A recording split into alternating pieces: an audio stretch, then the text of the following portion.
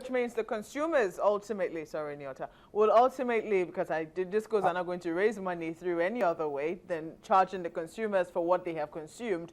Are we seeing an increase in the tariff, you know, and then what is this about scrapping service charge?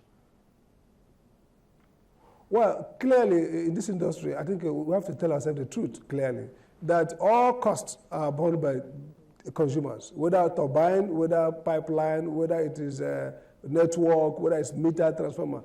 Every cost is based on the tariff. Now, you might not see a tariff increase necessarily because of this, because there are also, within that tariff structure, areas to optimize to get that money. So 25 billion is not a big money for an industry that is running to trillion.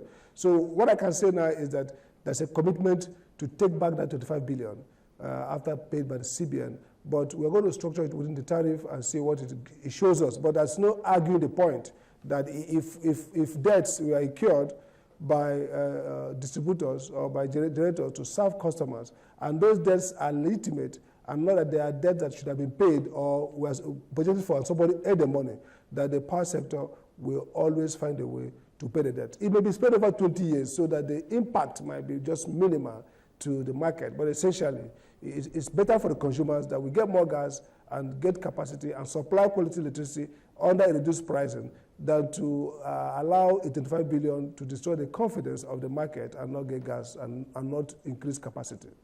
Let's go back again to this gas thing, just for clarification purposes. There was a time when there were issues with those selling gas as regards the costing of gas. They would rather sell to the markets outside than to sell inwards. How would this work out now? Who will be paying the bills, as in the cost of the gas now? And would the federal government continue to pay for the cost of gas? Well, the federal government doesn't pay for the cost of gas because it's the generators that pay for the gas they consume and then pass that on to discos and down to the consumer. Now, what's going on is that the problem has always been that the price we pay under the domestic supply obligation, the industry says, the gas people say it is not good enough compared with the price that the Dangotes, the fertilizer plants and others pay, and even the price of export. So the incentive has always been to sell gas as LNG or to sell to fertilizer plants rather than to power. So what we are doing now is to bring a price, even though it might not be top-notch or very competitive with other prices, but good enough to make investors go and invest in processing more gas and building more gas facilities. And those who already have gas sell to power instead of looking for excuse to sell for someone else. So the government wouldn't pay for gas. What government can do, depending on its commitment, is it can provide a guarantee, it can provide a bond to lessen the impact of gas price on the consumer. But that's within government macroeconomic policy, and that's between the Minister of Finance and perhaps the Central Bank and the Minister of Power. But essentially, if government wants to reduce the cost of gas, they can do that using physical instruments, either give a bond or other forms. But for us as a regulator, we must make sure that the price we have allowed is a reasonable, clear price with all the transparency and a price that is comparable and competitive, but not exploitative. Well, let's take it back to this question of tariff. When on the 1st of May this year, the NERC issued that directive that to operators, that a consumer who has not had power supply continuously for 15 days in a month, something should be done about that. They should not pay this service charge. And operators at the time said, look, that NERC took that decision without due consultation. And they said that they were not the ones who were solely responsible. It also had to do with generation and transmission. What's the situation with that now? Well, the situation with it is that first, we made that order in proportion to our power. We have a power to make order because we received complaint from consumer, and as a consumer-centric organization, we have to be concerned. So we made the order rightly within the laws. But the laws say that if you make an order that any stakeholder feels aggrieved, they can write to us and we will conduct public hearing. Now, based on that law, we now had a public hearing.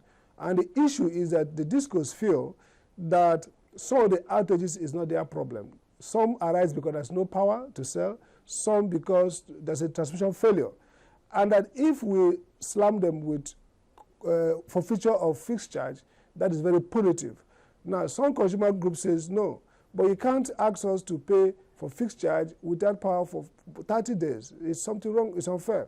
Now, what we've done is we have collected all these views, and we are going to come up shortly with a position. But there's a third view that says, why don't you put fixed charge proportionate to what people pay, so that if you consume, you pay both. If you don't consume, you don't pay. And I think that option looks very attractive to us.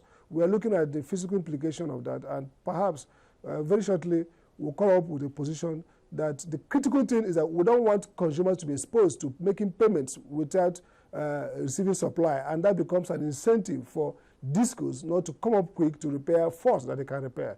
We know that, yes, some of the outages are because of structural problems, generation or transmission failure, but discos should be alive to the responsibility. They should clear faults on time. They should come and change transformers or fix things that they can fix reasonably well. So we're looking at the physical framework that allows that to be done. If it means bundling together the fixed charge and the energy charge so that you only pay when you're consuming, we will do that.